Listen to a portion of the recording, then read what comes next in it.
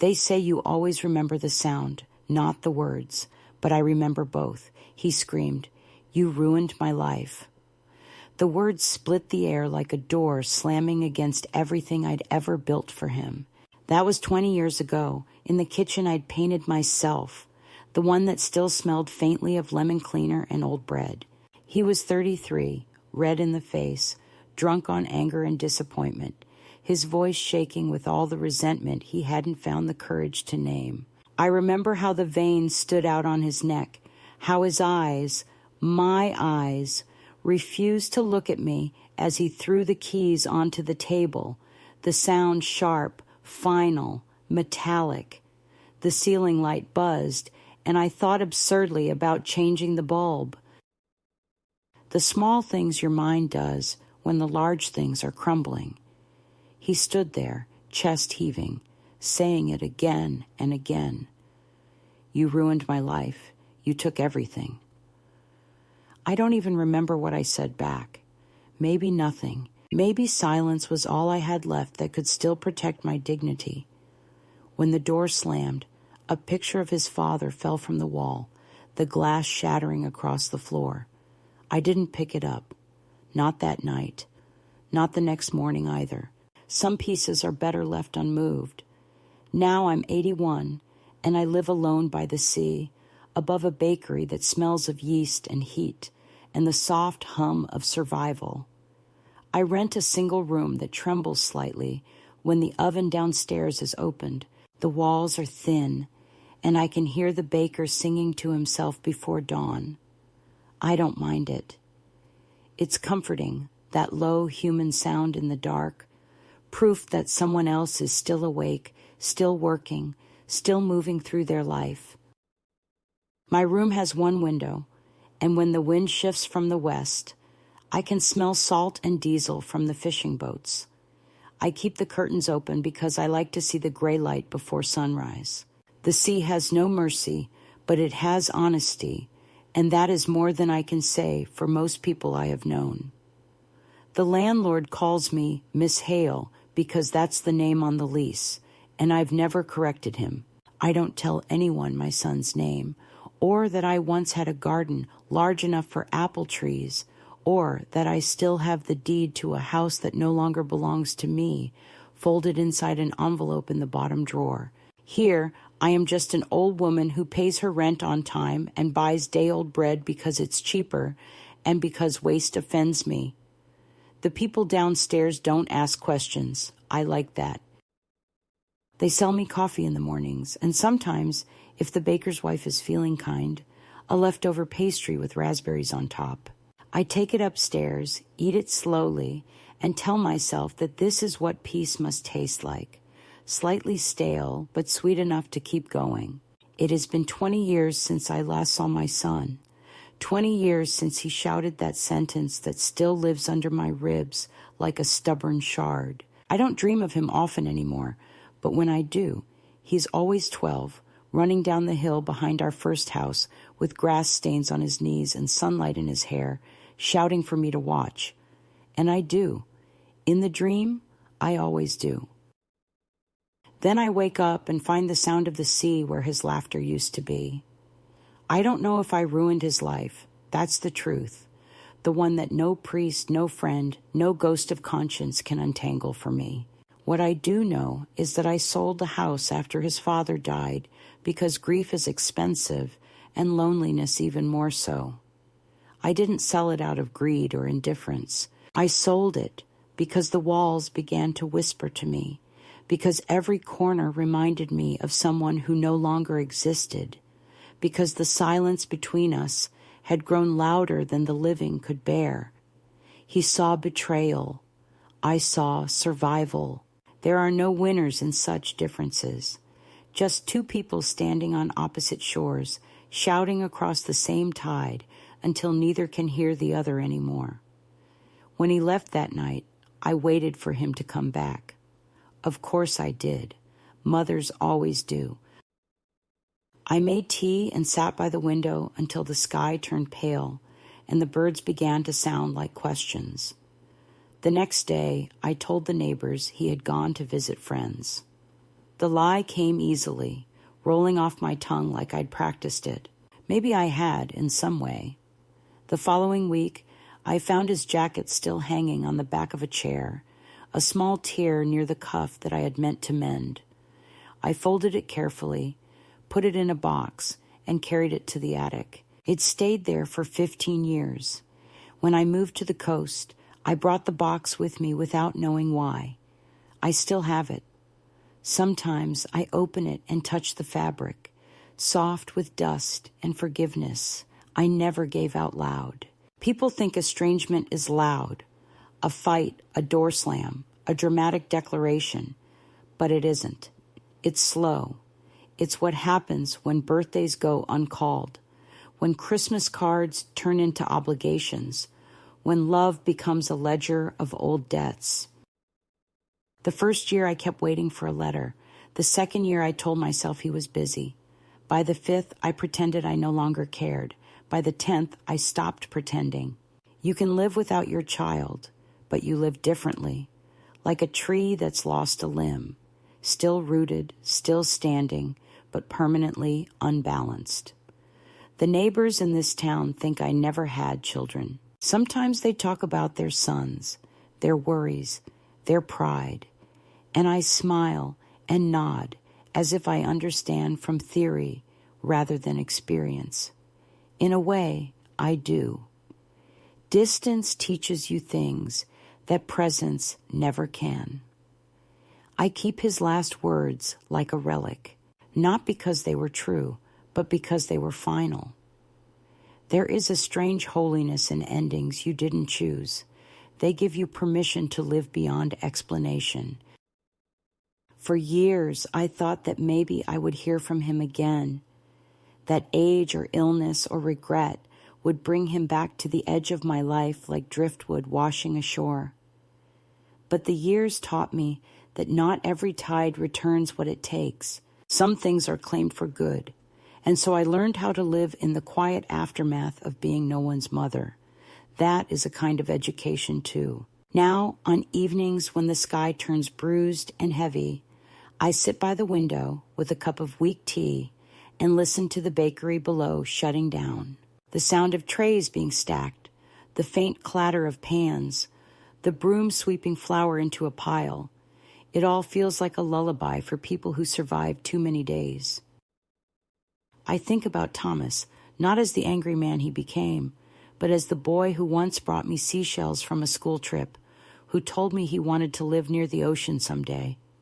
Maybe that's why I came here. Maybe I am still following something of him, a faint echo, a promise neither of us kept. Sometimes I imagine him walking into the bakery downstairs, ordering a loaf of bread, not knowing I'm right above him, 2 floors up, watching the sea. It's a foolish thought, but at my age, foolishness is a luxury I can finally afford. I've outlived most of the people who could testify to who I once was. There's a kind of mercy in that, too. The dead don't argue, and the living don't remember. What remains are small habits, the way I still make 2 cups of tea out of instinct, the way I still fold towels the way his father liked them, the way I still turn off the lights in empty rooms because waste feels like disrespect. Every day I remind myself that guilt is not a form of love, though it often disguises itself as one. I tell myself that I did what I had to do, that survival is its own justification. And yet, some nights, when the rain is heavy and the wind pushes against the window, I still hear it, his voice, that sentence, cutting through years of salt and silence. You ruined my life. Maybe I did, or maybe I saved mine. I don't know if there's a difference anymore, but I know this. I'm still here, breathing, watching the sea, and that must mean something. The day everything finally broke between us didn't start as a storm. It began quietly, the way all irreversible days do, with the illusion of ordinary life. The sun was soft, the kind of weak autumn light that flatters even a tired face, and I had been polishing the kitchen counter, humming a tune from some old radio memory. Thomas was in the living room going through papers, his father's will, the mortgage statements, the insurance policy that had more fine print than comfort. It had been 3 months since my husband died, and the house still smelled faintly of antiseptic and unspoken things. We had agreed to meet that morning to talk about arrangements, a word he used with the precision of someone handling something fragile and slightly unpleasant. I remember thinking how grown up he looked sitting there, his sleeves rolled up, a pen tucked behind his ear, his father's features softened by exhaustion. I should have been proud. Instead, I felt like a guest in my own house. He began talking about numbers, about responsibilities, about how things had to be managed carefully now. His tone was clipped, professional, like he was speaking to a client rather than his mother. When I told him I planned to sell the house, he didn't look up at first. He just said, "You can't." I thought he hadn't understood. I repeated myself, slower this time, as if reason could soften the blow. "Thomas, it's too big for me. The maintenance, the taxes, I can't keep it up alone." He looked up then, and I saw the fear behind the anger that was already forming. "It's Dad's house," he said. "It's our house." His voice cracked a little on that last word. "You mean your house," I said gently. "You have your own home now, your own family. This one belongs to no one anymore." He stood up so fast the chair scraped across the tile. "You're erasing him," he said, as if memory were stored in bricks and pipes, as if love could be measured in square footage.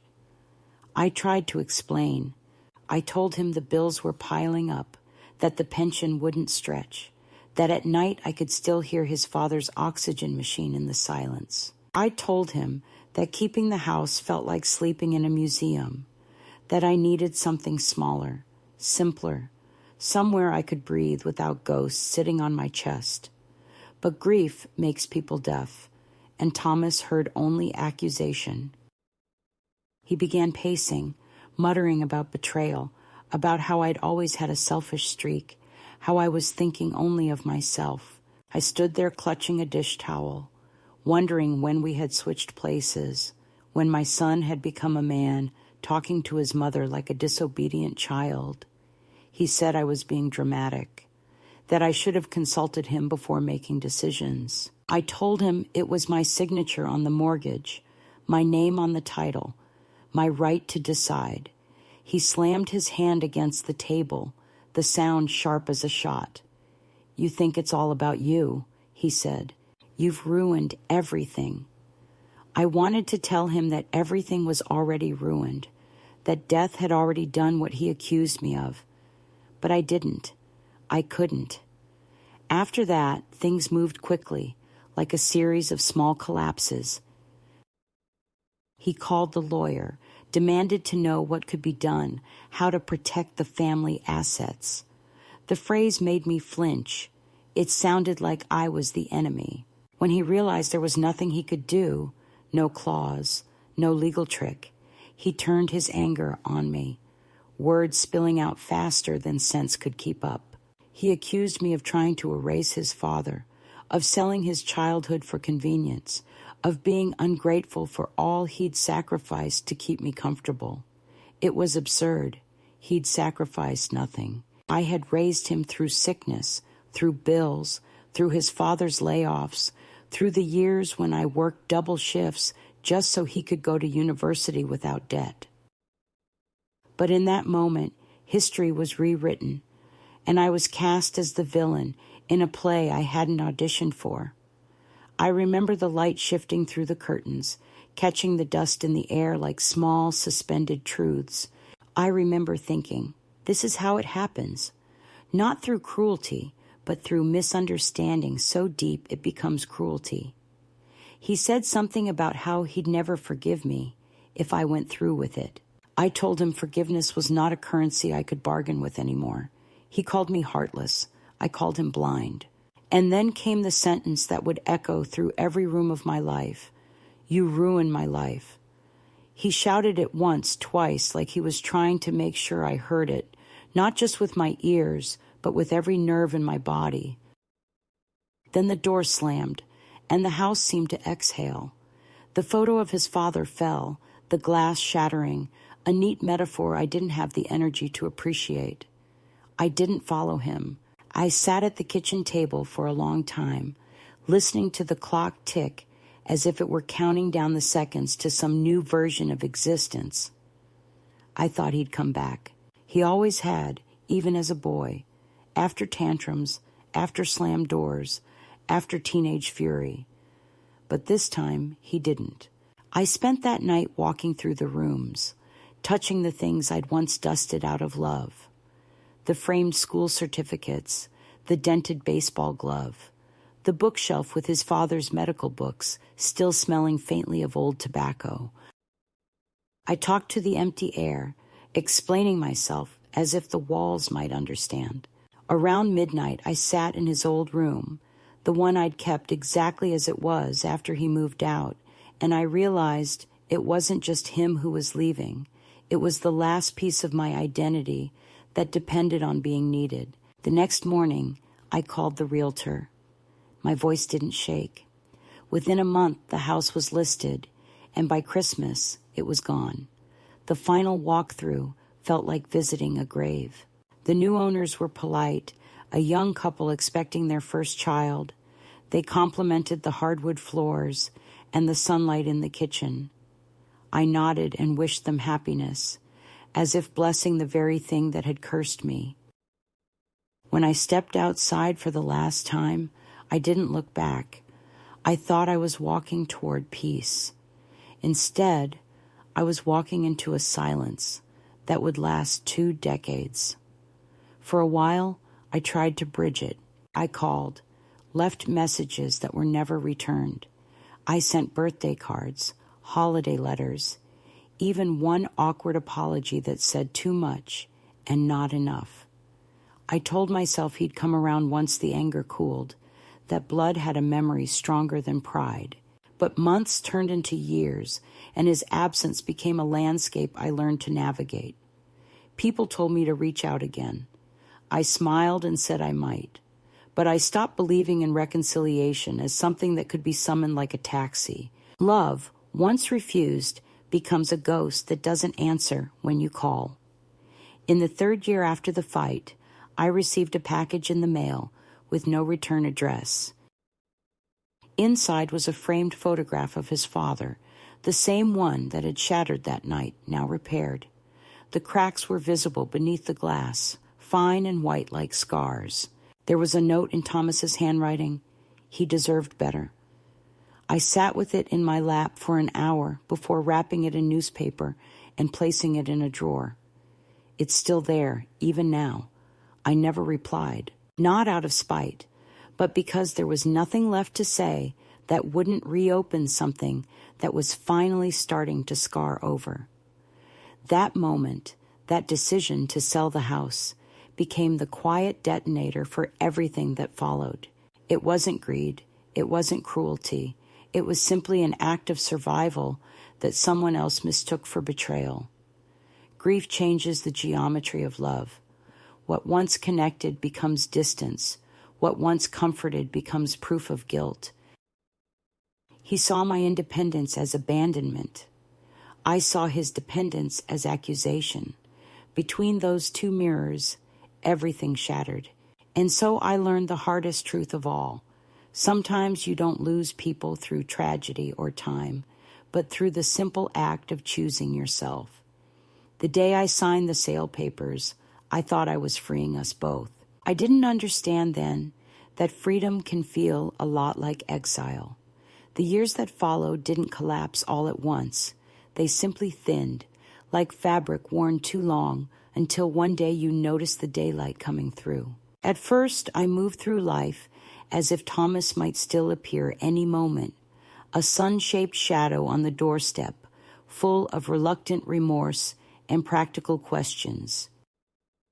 I rented a small flat in the next town, near the bus line, and a corner grocery where the cashier called everyone dear. I filled the rooms with familiar things, the kinds of objects that whisper continuity when the heart can't believe in it. My husband's old armchair, a chipped teapot, the quilt my mother stitched when I was newly married. But the air was different there. It didn't hold our laughter or arguments, and that emptiness was both relief and punishment. I started every morning by making 2 cups of tea, because muscle memory doesn't vanish when affection does. One I drank, the other went cold beside me. For a long time, I let the second cup cool each morning, a small ritual of persistence, or maybe denial, until one day I realized I'd stopped pouring it. Habits die quietly, the way people do.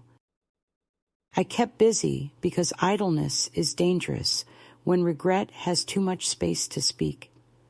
I volunteered at the library, shelved books, took walks through the park, pretending to admire the ducks, when really I was counting the steps between then and now. Sometimes when a man my son's age passed by, I'd catch myself turning my head, half expecting to hear him say Mom, half dreading it.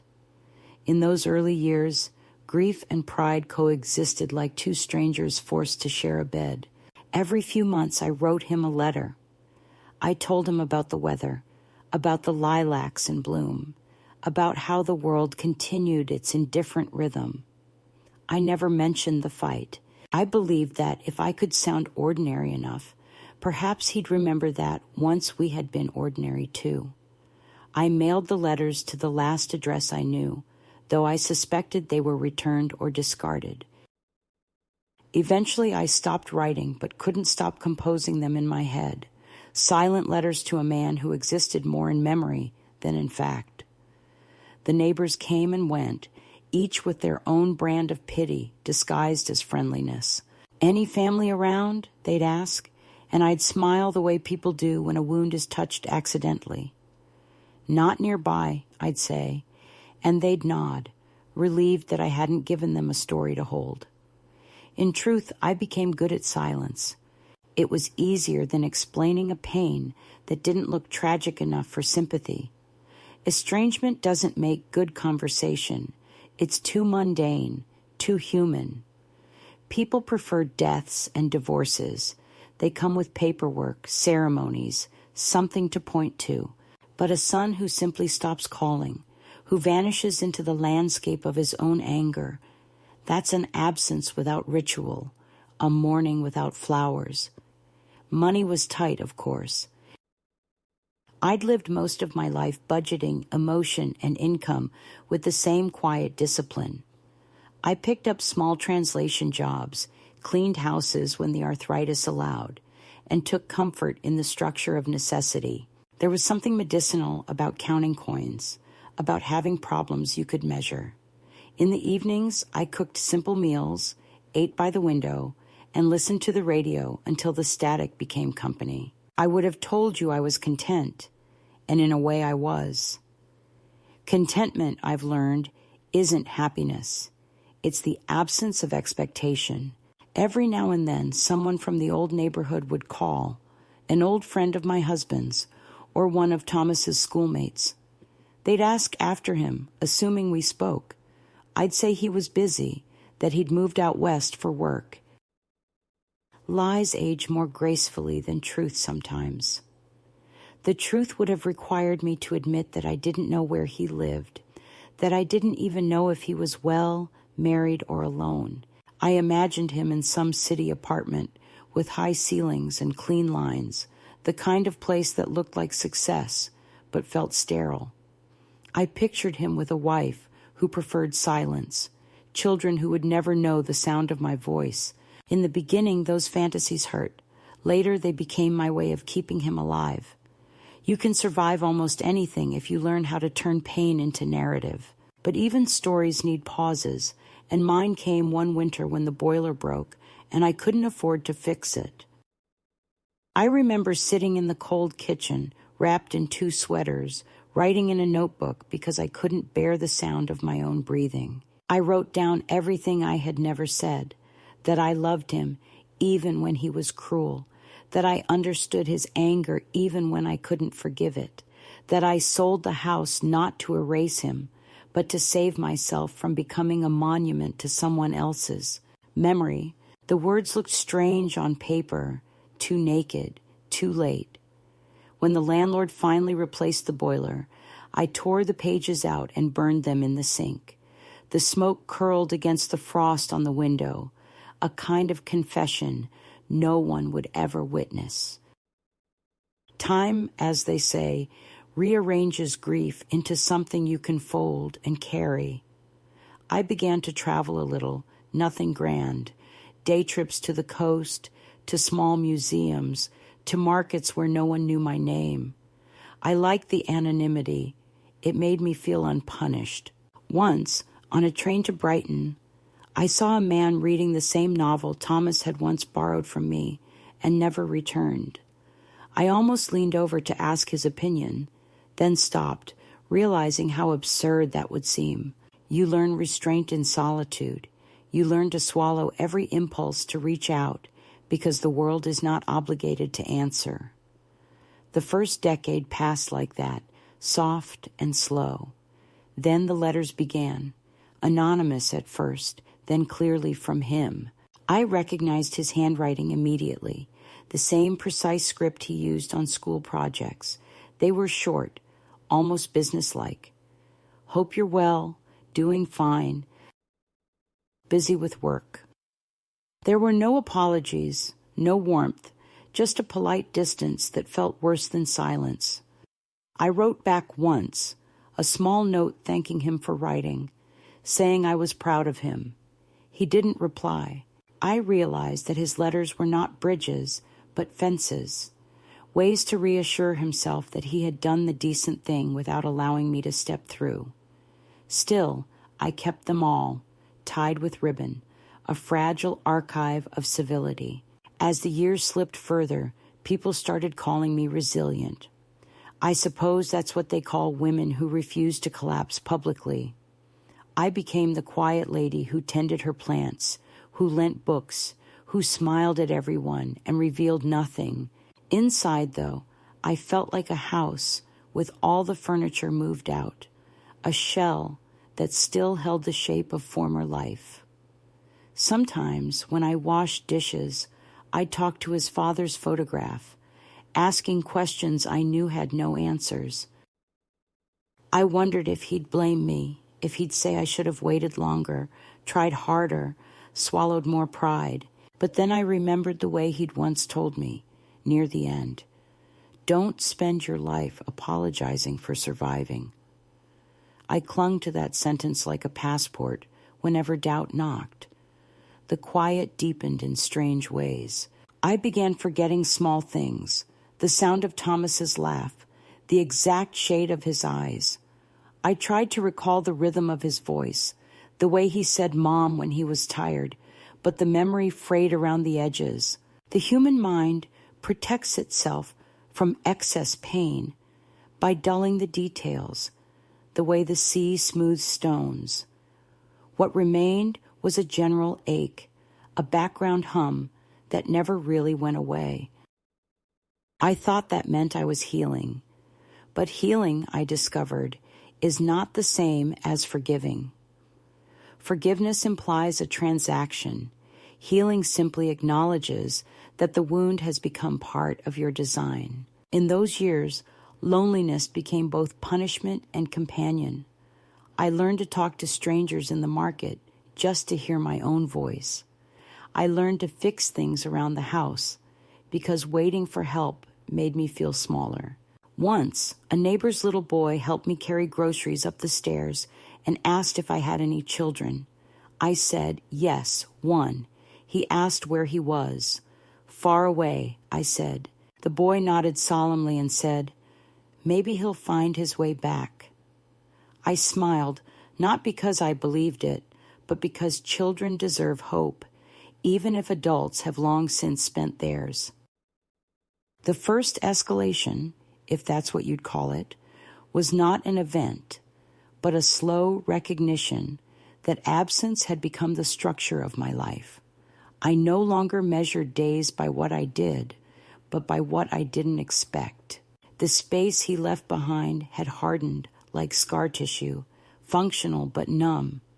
When people asked what I missed most, I said noise, the clatter of doors, the careless hum of another person moving in the same space. Silence, I discovered, is loudest when you've earned it through conflict. It has edges, it cuts in the dark. And yet, it's also the only thing that never lies. By the time the second decade began, I had stopped hoping for reconciliation. Hope is exhausting. It asks for faith you can't afford. Instead, I learned the economy of stillness. I tended my plants, I read long books, I grew used to the quiet turning of seasons. There were moments of softness, too. Neighbors bringing soup when I was ill, a kind grocer who insisted on carrying my bags, a postman who always greeted me like an old friend. Those small mercies became my proof that life, even pared down to its simplest form, still offered sweetness if you approached it gently. But under all that, under every polite smile and tidy afternoon, there was still a pulse of loss that refused to fade. I stopped talking to photographs, but sometimes when the kettle whistled, I'd whisper into the steam, "Are you listening, Thomas?" If he was, he never answered. But I learned to live with that, too. Some stories, it turns out, continue even when one of the characters has left the page. It happened on a morning that began like any other, with the sea pressing its gray face against the window, and the bakery below already alive with the smell of yeast and burnt sugar. I had been living there for nearly a decade, long enough for the landlady to stop calling me the quiet tenant and start referring to me by the name on the rent envelope, long enough for the town to fold around me in its indifferent kindness. I had a routine I followed with almost monastic precision. Wake at 6, make tea, read the paper, feed the small feral cat that had adopted me, and then walk to the shore where the fishermen mended their nets and nodded without speaking. It was a small life, unremarkable to anyone watching from the outside, but it had taken me years to build its fragile calm. That morning, though, calm had already started to fray, though I didn't know it yet. There are days when the air itself carries a premonition, a kind of charge that doesn't announce disaster, but hums beneath it, a vibration you only recognize after everything has changed. The knock on the door was timid, almost apologetic, the kind of knock you expect from a neighbor needing sugar or directions, not from a ghost. When I opened the door, there stood a young woman, no older than 20, clutching a worn photograph with both hands as if it were a passport. She had his eyes, that impossible shade between brown and green, and for a moment the room tilted. "Are you Margaret Hale?" she asked, her voice careful, like someone testing thin ice. I nodded, and the photograph trembled slightly as she extended it toward me. It was a picture I hadn't seen in decades. Thomas, at 8 years old, standing beside a fishing pond with his father's arm draped protectively around him, both of them squinting into the sun. I had taken that picture. My hands began to shake, and I had to steady them against the doorframe. "I'm Lila," she said after a pause. "Your granddaughter." The word struck me like a confession. Granddaughter. I had imagined her existence in vague outlines, an abstract continuation of him, but I had never dared to picture her face. "Come in," I said, though my voice didn't sound like mine. She stepped inside, and the air changed. It felt younger, louder, as if the walls themselves were remembering. She sat at the small table by the window, folded her coat neatly, and looked around my room with a kind of cautious curiosity. "I made tea because that's what you do when your hands don't know where else to go." She thanked me politely, as though we were strangers meeting on a train. We talked in circles at first, about the sea, about the bakery below, about how far she had traveled from the city. I waited for the real reason she had come, and when it came, it landed softly, like a sentence rehearsed too many times. "My father's sick," she said. "He's in the hospital. He asked me to find you." For a moment I couldn't breathe. The room, the sea, the tea cooling in my cup, all of it seemed suspended. The words felt like someone reopening a wound I had already learned to live with. I asked what kind of illness, though I knew it didn't matter. Sickness had always been the final bridge between the living. "Liver," she said quietly.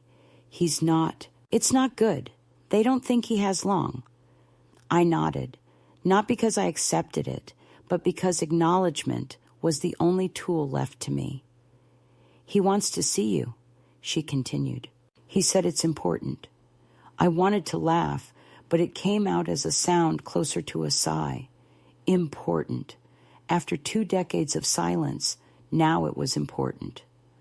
But I looked at her face, at the way she avoided my eyes, and I realized that for her, this was not just a message. It was a mission, a burden passed down from a dying man who could no longer carry it. I asked how she had found me, and she smiled, a small, shy smile that broke something in me. "You used to send him letters," she said. "He kept them. They had postmarks from this town. After he got sick, he gave them to me and said, 'If you can, find her. Tell her I said she ruined my life, but that maybe I deserved it.'" Her voice cracked on the last words, and I had to look away. I should have felt vindicated, I suppose. Some part of me had imagined this moment 100 times, the confession, the apology, the restoration of my version of truth. But when it arrived, it didn't feel like victory. It felt like exhaustion, like standing on a beach after the storm has taken everything and realizing you're too tired to rebuild. I asked her if she loved him. "Of course," she said. "He's my father." Then, after a pause, "But I wanted to meet you too. He told me you used to bake lemon tarts, that you sang to him when he had nightmares, that you taught him to tie his shoes using a poem. He said you were stubborn and soft in the same breath." She looked at me with an expression I couldn't read. "He didn't hate you. Not really. He just didn't know how to forgive you." We talked for hours that day. I learned she was studying literature, that she worked part-time at a bookstore, that she loved the smell of old paper and cinnamon. She asked me about the past in small, hesitant questions, as if afraid to awaken something dangerous. I told her pieces of it, the house, the argument, the long silence. She listened, her eyes full of something that wasn't pity, but recognition. When she finally left, the light was fading, and the smell of bread from the bakery rose through the floorboards. I stood at the window long after she'd gone, watching the sea darken, thinking of the boy I had lost and the girl who had found me. That night I didn't sleep. I sat at the table with a candle and the old photograph she'd left behind. Thomas at 8, barefoot, laughing at something outside the frame. I traced the edge of his face with my fingertip, as if touch could reverse time. I thought about going to him, about what I would say if I stood at his hospital bed after all these years. Would he recognize me? Would he expect repentance or reassurance? Would he be kind? I imagined every version of that meeting, and in each one, something in me broke a little more. Dawn came slow and gray, and when I looked at myself in the mirror, I saw not just an old woman, but a battlefield.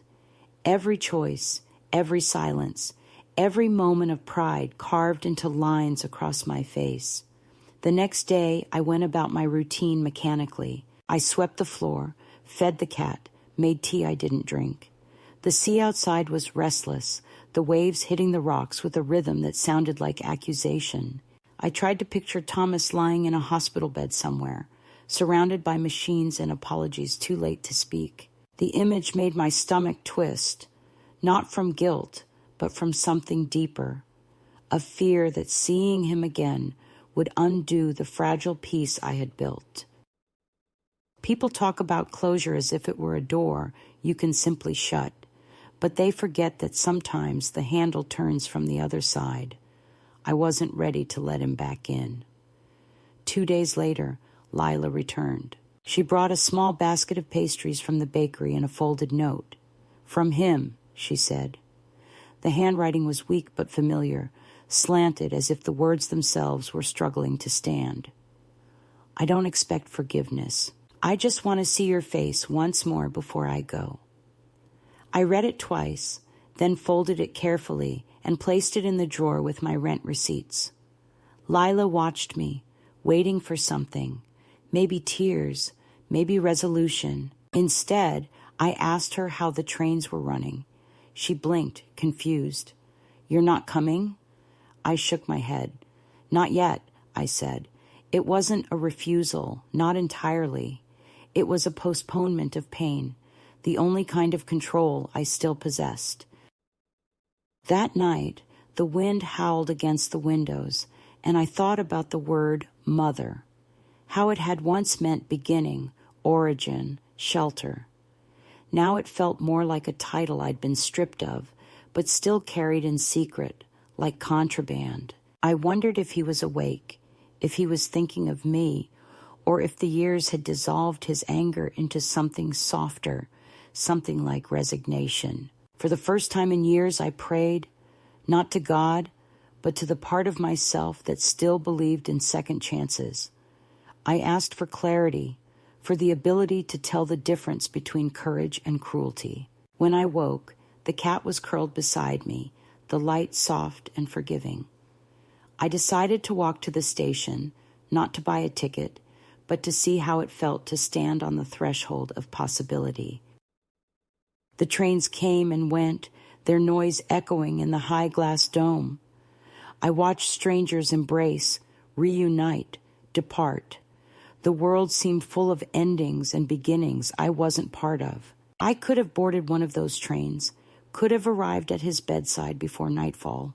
Instead, I walked home through the wind, feeling the weight of the decision that was still taking shape inside me. That was the midpoint, though I didn't know to call it that then. The moment the past reached out, not to drag me back, but to ask what kind of woman I had become without it. I was no longer the mother waiting by the phone, or the widow haunted by her husband's ghost.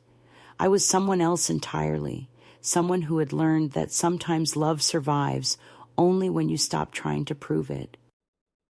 Whether I went to him or not, something fundamental had shifted. The tide had turned, and I was standing on new sand. The letter came a week after Lila's second visit, delivered in a plain white envelope with a hospital postmark that I recognized immediately, though I had tried to convince myself I wouldn't. It was thicker than the first note and written on lined paper that had been folded too many times, as if handled by uncertain hands. I sat by the window for an hour before opening it, the cat asleep on my lap, the smell of bread rising through the floorboards. When I finally unfolded the pages, the handwriting was shaky but legible, the sentences wandering, as though he had started one thought and then lost the courage to finish it. He wrote that he had been thinking about our last conversation, though we hadn't had one, that he had wanted to explain things back then, though he never had, that maybe it was too late now, though he hoped it wasn't. He didn't ask for forgiveness directly, but his words circled it like an exhausted bird hovering above water. He said he remembered the lemon tarts I used to make on Sundays, the sound of the radio playing while I dusted the bookshelves, the smell of wet grass after we washed the car together. Then he wrote a sentence that stung more than all the rest. "I still think you shouldn't have sold the house, but maybe I understand why you did." I read that line 3 times, hearing the pride that even dying couldn't strip away. Understanding wasn't the same as regret, and regret wasn't the same as love. Yet beneath his stubbornness, there was something else, something closer to surrender. I folded the letter carefully and placed it next to the first, though I didn't answer it. I wanted to, but I didn't know what to say that wouldn't reopen what I had spent 2 decades stitching closed. Instead, I went about my routine, but nothing in the room seemed to belong to me anymore. The kettle whistled louder. The walls felt thinner. The air itself seemed to press against my chest. That night, I walked to the shore, the wind cutting through my coat, the tide high and angry. I stood there for a long time watching the waves crash against the rocks, each one pulling back into itself, relentless and unsatisfied. I thought of all the words left unsaid, all the apologies unspoken, and wondered whether forgiveness could still mean anything when one of the people involved had already begun to vanish into death. Days passed. Then another letter arrived, this time from the hospital chaplain. He said Thomas was growing weaker, that he slept most of the time now, that his daughter visited every day and often mentioned my name. He also wrote that Thomas still spoke to me in his dreams, though not kindly, repeating the same sentence he had hurled at me years ago. "You ruined my life." He said it even in sleep, the words surviving his consciousness like old roots that refuse to die no matter how many times the soil is turned. Reading that, I felt an odd kind of clarity. For years I had imagined that time might soften the edges of his anger, that the silence might erode it into something bearable.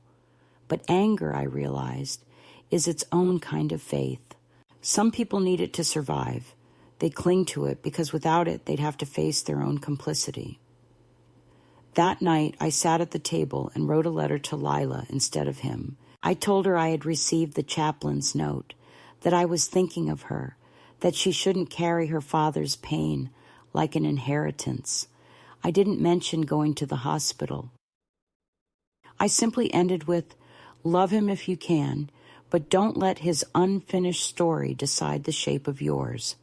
A few days later, there was another knock on the door. I thought it would be the landlord or the baker's wife, but it was Lila again, standing there with eyes swollen from crying. She looked smaller than before, her voice breaking as she said, "He's getting worse." She held out a photo she'd taken on her phone, a blurred image of a man in a hospital bed, thin, eyes closed, tubes everywhere. I stared at the picture for a long time. I had prepared myself for this moment 1,000 times in imagination, but the reality of it was quieter, almost merciful in its inevitability. "He keeps asking if you'll come," she whispered. "He doesn't say much else anymore." I invited her in, made tea we didn't drink, and let her talk. She told me about his good days and bad, about the nurses who spoke kindly, about the way he sometimes turned toward the window, as if looking for something beyond it. She said he'd started to write again, small notes on scraps of paper that she kept in her bag. She handed me one of them, hesitant. It said only, "If she comes, tell her not to cry. I want her to see I'm fine." The cruelty of it was almost elegant. He wanted me there, but on his terms, still controlling, still afraid to be vulnerable even in the face of death. I folded the note and gave it back to her. "He means well," she said, her eyes pleading. "He's just proud." I smiled, a slow, tired smile. He always was. We sat in silence for a while, listening to the sea and the occasional thud of trays from the bakery below. Finally, she said, "If you come, he'll know you still love him." I looked at her then, at this young woman who carried both his blood and mine, and I felt a tenderness so sharp it almost hurt. "I never stopped," I said. "That's the problem." After she left, I tried to imagine what forgiveness might look like. People like to think it's a gesture, a word, a reunion. But I'd learned that forgiveness isn't something you give another person. It's something you wrestle from yourself. I didn't know if I had the strength to start that fight again. So I stayed. The days stretched thin and brittle, the horizon gray as unpolished steel. I kept expecting another letter, another knock, another plea, but the world went quiet. I began to sense that time was running out, not just for him, but for me too, that whatever peace I had managed to build was about to be tested. Then, one afternoon, a letter arrived with my name printed in unfamiliar handwriting. It was from his wife, a woman I had never met but whose existence I had imagined for years in every possible shade of contempt and curiosity. The letter was formal, polite, but beneath the civility there was accusation. She wrote that she understood the past had been complicated, that Thomas had carried deep wounds, that he was struggling to find closure. She said the doctors didn't think he had long, and that it would mean a great deal to him and to their daughter if I came. Then at the bottom, she wrote, "Please don't make this about pride. He needs you, even if he can't say it properly." I stared at that line until my eyes blurred. Pride, that word again, as if a woman's refusal to reopen her own wounds could only ever be interpreted as vanity. I folded the letter and placed it with the others. That evening, the baker downstairs stopped me on the stairs and said, "You've looked pale these days, Miss Hale. Is everything all right?" I told him I was fine, though my voice wavered. He handed me a small loaf of bread, still warm, and said, "You don't have to be alone all the time." I carried it upstairs, broke it in half, and ate it standing by the window, the crumbs falling like dust. The simplicity of that act, the sharing of something warm, felt more like forgiveness than anything that had been written to me. The following morning, I received another visit, not from Lila, but from a man in a suit. He introduced himself as a solicitor from the hospital's legal department, there on behalf of my son's end-of-life affairs. The phrase made me flinch. He said Thomas wanted to ensure that certain things were arranged properly, that he wished to avoid complications. He handed me a folder and asked if I'd be willing to sign a few documents, acknowledging receipt of correspondence. I didn't understand at first. Then I realized these were forms related to inheritance, medical decisions, consent. "He listed you as next of kin," the man said. "His wife insisted, but he refused to remove your name." The irony was exquisite. The son who had erased me from his life had kept me alive on paper. I signed nothing that day. I told the solicitor to leave the documents and that I'd review them later. When he left, I sat at the table staring at the folder. My name, his name, side by side like two ghosts, tethered by law. I thought of all the years when he wouldn't even acknowledge my birthday. And now here I was, reappearing at the end of his life, summoned not by affection, but by bureaucracy. The bitterness of it tasted familiar, almost comforting. I lit a candle and began reading the documents. In one of them, written in his own handwriting, he had left a note to be read only by me. "You can decide about the funeral," it said. "I trust your judgment. You always had it, even when I didn't see it." It was a small sentence, almost an afterthought, but it pierced through every layer of distance we had built. I sat there until the candle burned out, the wax pooling like melted time. That night, I dreamt of him as a child, standing in the doorway of the old house, holding his father's fishing rod, and looking at me as if waiting for permission to go. In the dream, I said nothing, and he went anyway, his small figure swallowed by fog. I woke with tears on my face and the sound of rain against the window. I realized then that if I went to the hospital, I wouldn't be doing it for him. I'd be doing it to quiet the part of me that still wanted to be seen as a mother, and that part I knew had already cost me enough. The next morning, I wrote a letter, my hand trembling slightly. It wasn't to Thomas, but to Lila. I told her I loved her, that I was grateful she had found me, that she had given me something her father never could, a chance to see what love looks like when it isn't chained to guilt. I asked her to stay by his side, to speak softly to him, even when he couldn't respond, to tell him I was alive and that I was at peace, even if neither of those things were entirely true. I ended with, if he asks why I didn't come, tell him that sometimes absence is the only mercy left to give. I mailed the letter and waited. 3 days later, a reply came. It was short. He's gone, it said. He died yesterday morning. He asked me to tell you that you were right. He said he saw the house in his dream, and you were there, waiting at the door. I read the words, but they didn't land. They floated above me, too light to carry the weight they implied. I folded the letter, placed it in the drawer with the others, and sat in silence until the sun disappeared. The cat jumped onto my lap, purring, alive, oblivious. I stroked its fur and whispered to the empty room, I didn't go. For days afterward, the sea seemed louder, the wind more insistent. The bakery smells turned sickly sweet. People in the building greeted me kindly, unaware that I had just outlived my last chance for reconciliation. I didn't cry. There was nothing left in me that could still spill over.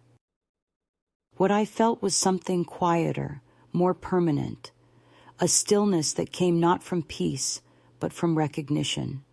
The story was over. The anger, the silence, the waiting, all of it had led here, to this moment of unremarkable finality. I made tea, fed the cat, and watched the evening settle over the harbor. Somewhere out there, the tide was rising again, as it always does, carrying everything that's been dropped, lost, or left behind. The morning after I received Lila's last letter, I woke to a silence that felt different. Not the habitual quiet I had grown used to, but something heavier, like the pause between two breaths when you're not sure if the next one will come. The world had already rearranged itself without asking my permission. My son was dead. The sentence existed inside me like an object too large to swallow and too heavy to spit out. I made tea because that's what one does when the mind can't process news. The ritual gives shape to the shapeless. The kettle whistled, the steam rose, the cup warmed my palms, and still the fact remained, simple and monstrous. He was gone. I sat by the window for hours watching the sea, though it looked different too, flatter, darker, less forgiving. The bakery opened below, the familiar noises beginning again, trays clattering, voices rising and falling, life resuming its usual rhythm. How easily the world continues when one's own history has just been severed. For the first time in many years, I allowed myself to think of him without defense. The boy, the teenager, the man. I saw him as a child running through the back garden with a kite that refused to fly, as a sullen adolescent slamming doors, as the young man who carried his father's coffin with trembling hands. I saw all of him, the whole mosaic of our life together, not the fragments I had clung to out of guilt or pride. It occurred to me that all our quarrels, all our misunderstandings, had been two people's flawed attempts at love distorted by fear. I had been afraid of losing him. He had been afraid of being swallowed by me. We both mistook love for control, silence for strength. Sitting there in the soft morning light, I finally saw it for what it was. Not betrayal, not cruelty, but human blindness, the inability to speak one's tenderness before it turns to anger. Later that day, I opened the drawer where I had kept all his letters, the old photographs, even the hospital forms. I spread them out on the table like evidence in a trial, each piece demanding its own kind of reckoning. The first letter he'd ever sent me, written in his 20s from university, cheerful and full of ambition. The later ones, guarded and polite.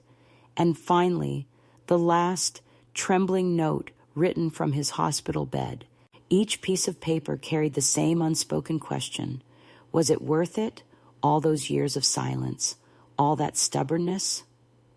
I read them aloud, one after another, my voice steady at first, and then breaking somewhere around the middle. It was not a cry of grief, but of recognition, a sound that said, I see it now. When the sun began to fade, I took the letters and placed them inside the tin box where I had kept so many of my own unsent words. For years, that box had been a symbol of restraint, a tomb for everything I could never bring myself to say. That evening, it became something else entirely, a vessel of completion. I carried it down the narrow staircase and out to the shore, the air sharp with salt. The tide was low, the sand cool beneath my shoes. I walked until the water lapped at my ankles and then stood there, the sea pulling gently, as if inviting me to surrender. I opened the box and let the papers fall, one by one, watching as they darkened, curled, and finally dissolved into the water. The waves took them without hesitation, as if they had been waiting all along. I whispered his name, not as an invocation, not as a plea, but as a farewell. For years I had imagined this moment happening at a grave, with flowers and prayers and witnesses. Instead, it happened here, in solitude, the sea carrying our story to wherever forgotten things go. When I returned to the house, the baker's wife was leaving a small bundle at my door, a loaf of bread and a note that said, "For strength, not sorrow." I smiled at the gesture, at the strange tenderness of people who offer sustenance when words feel inadequate. Inside, I lit a candle and sat in the quiet glow, feeling something shift inside me. It wasn't relief, not yet, but a loosening, as if the years of tension in my chest had finally begun to unwind. I realized that forgiveness, that elusive word people throw around like a bandage, doesn't come in one grand act. It comes in moments like this, when you stop arguing with what happened, when you let the truth sit beside you without resistance. I wasn't absolving him, nor was I condemning him. I was simply acknowledging that we had both done the best we could with the tools we had, and that neither of us had known how to use them well. That night, I dreamed again of the old house, but this time it wasn't empty. The lights were on, the windows open, the air filled with the smell of lemon tarts baking. I walked through the rooms, touching the familiar walls, and in every corner there was laughter, echoes of what had been, not haunting me, but surrounding me like music. When I reached the kitchen, I saw Thomas sitting at the table, older but peaceful, a cup of tea in his hands. He didn't speak, and neither did I. We just looked at each other for a long while, until the silence between us became something gentle, almost warm. When I woke, I was crying, not the desperate tears of regret, but the quiet kind that come when the body finally releases what it has carried too long. In the days that followed, people from the town noticed a change in me. The baker said I looked lighter. The landlady commented that she heard me humming once. I didn't correct them. Something had indeed changed, though it wasn't happiness or even peace. It was acceptance, the kind that settles not in the mind, but in the bones. I wrote to Lila one final time, a letter that took me 2 days to finish, because I wanted every word to come from honesty, not obligation. I told her I was sorry for her loss, that I hoped she would carry the best parts of her father forward, not the broken ones. I thanked her for being brave enough to knock on a stranger's door, for giving me a chance to face the past without bitterness. I told her that I had let the letters go, that I believed her father would have understood, and that she didn't need to look after me anymore. I ended simply, live well, and remember that love is not measured by presence, but by persistence. After sending the letter, I walked again to the sea. It was calm that evening, the horizon bleeding into the sky until you couldn't tell where one ended and the other began. I stood there, watching the small waves fold over each other, and I realized I no longer feared the sound. For years, the sea had reminded me of loss, its endless pull, its indifference. But now it felt like something closer to companionship. The tide came in and out as it always had, but I could finally see it for what it was. Continuity, not erasure. I whispered to the wind, "He's free now." And for the first time in decades, I felt that I was too. When I returned home, I opened the small wooden drawer where I kept my husband's photograph.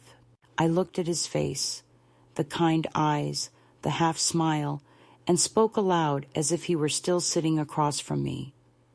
"It's done," I said. "He's gone. We're all right now." The words echoed softly in the room, and I felt in some mysterious way that he had been waiting to hear them too. The candle flickered, and I imagined the two of them together, somewhere beyond my reach, perhaps finally understanding what neither of them could while alive, that love doesn't protect us from pain. It simply gives the pain meaning. That night, I performed one final act. I took the hospital folder that had been sitting untouched on the shelf and opened it to the page where he had written, "You can decide about the funeral." I read it once more, then tore it gently into small pieces.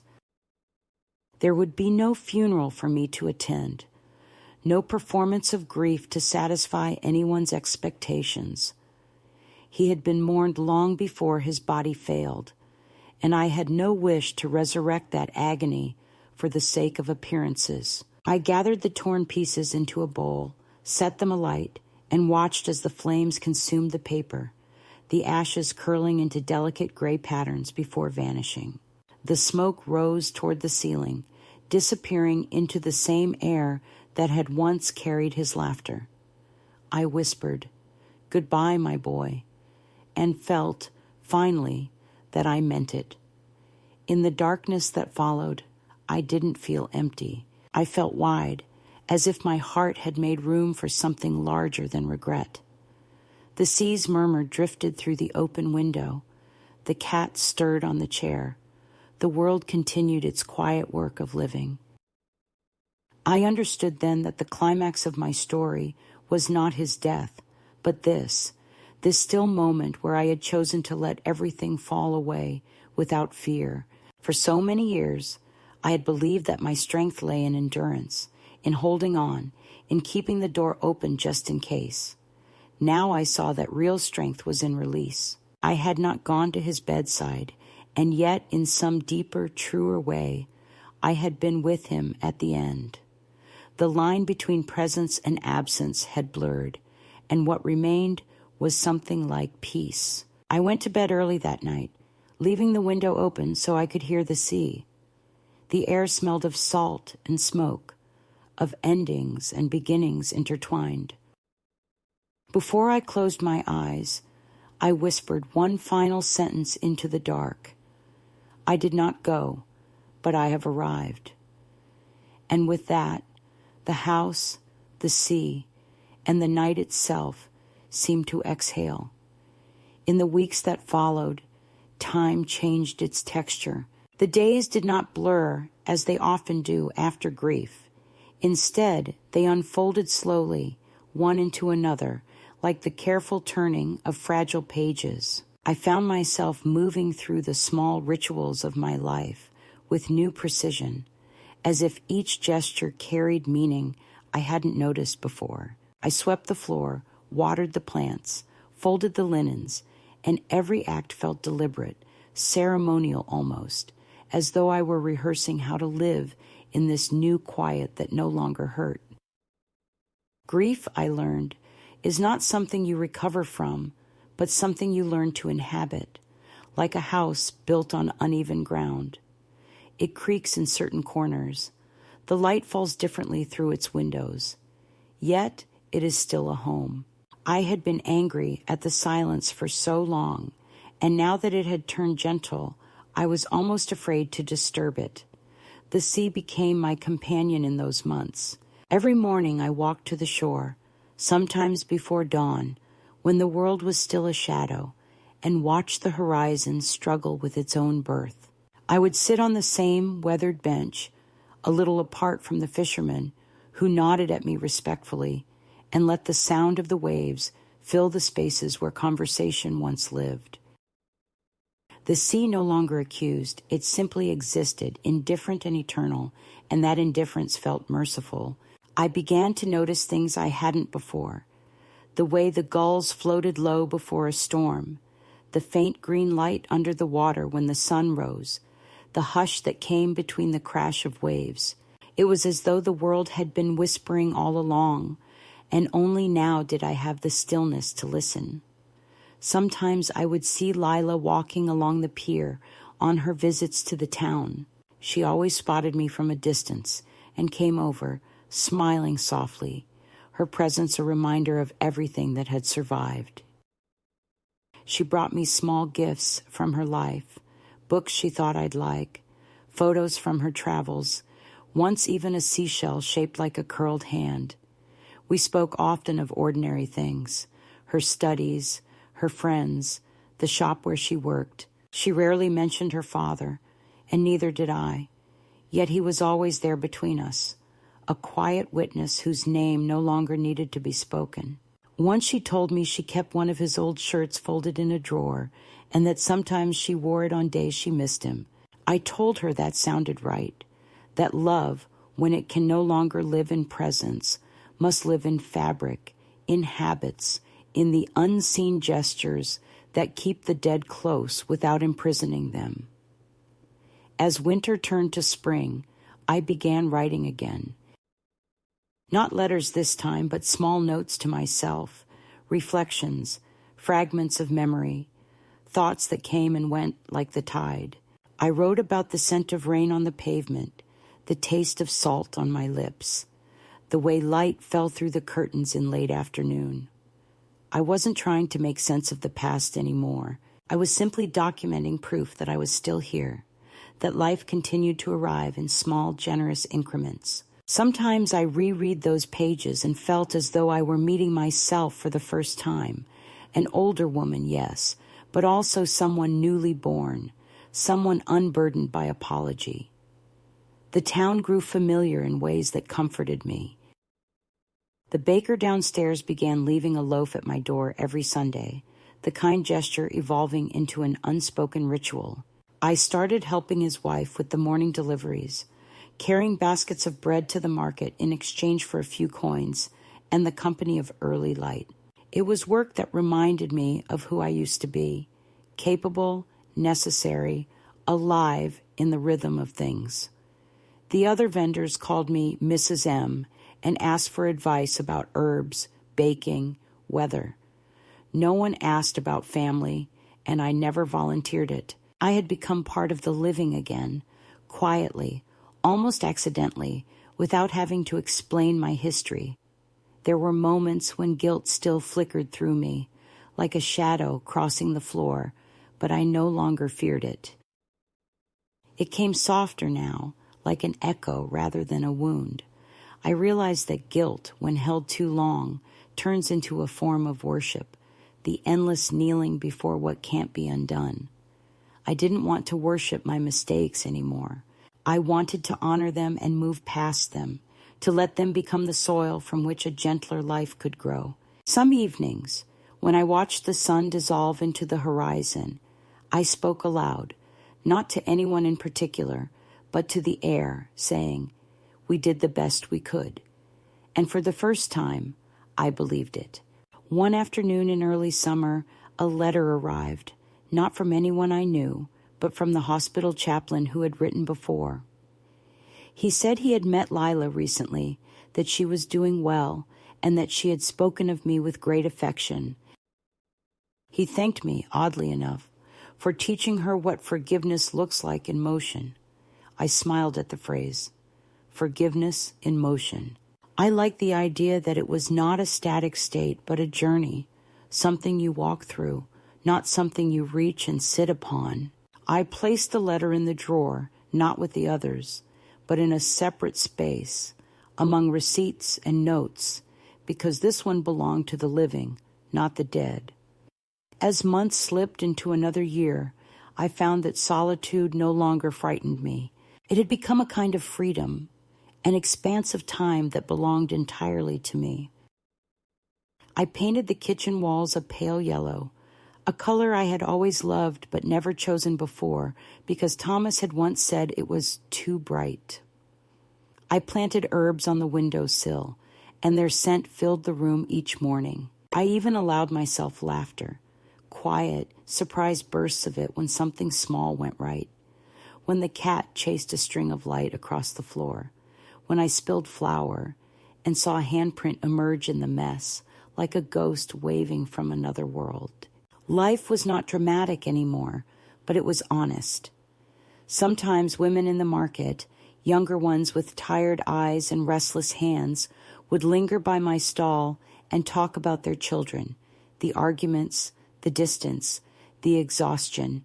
They often ended their stories with the same resigned phrase, "But that's just how it is with family." I would listen, nodding, and if they looked at me long enough, I might say quietly, "It changes. Not always the way you want, but it does." I never offered advice, only presence. That, I'd learned, was the truest form of compassion. To sit beside another person's pain without trying to rewrite it. And so the years have continued, slower now, but filled with a steadier kind of light. The sea outside my window remains constant, its moods familiar as my own. The bakery still hums below, its warmth rising through the floor each morning. I still write letters sometimes, unsent, private, written only to keep my language from forgetting tenderness. I end them all the same way, with love always. I no longer need to specify to whom. There is peace in that, not the peace of forgetting, but of remembering differently. I have come to understand that love does not end when it is unreturned, and forgiveness is not something we grant once, but something we practice every day in the way we keep living. I never went to his bedside, and I will carry that decision with me until the end. But I also know this: the love between a mother and son doesn't vanish. It changes shape, becomes quieter, becomes sea and wind and memory. When I walk along the shore now, I sometimes imagine him there beside me, not as the man who shouted, not as the boy who left, but as the spirit of something that was once fierce and flawed and entirely ours. If anyone ever asks me why I didn't go, I would tell them that sometimes the bravest act of love is to stay away, to let what is broken rest without forcing it to fit again. There are wounds that heal not through reunion, but through release. I didn't go to him, but in my own way, I did arrive. I arrived at understanding, at peace, at the quiet dignity of knowing that the story of us, like all stories worth telling, did not end in bitterness, but in truth. And truth, I've learned, is the closest thing we ever get to grace.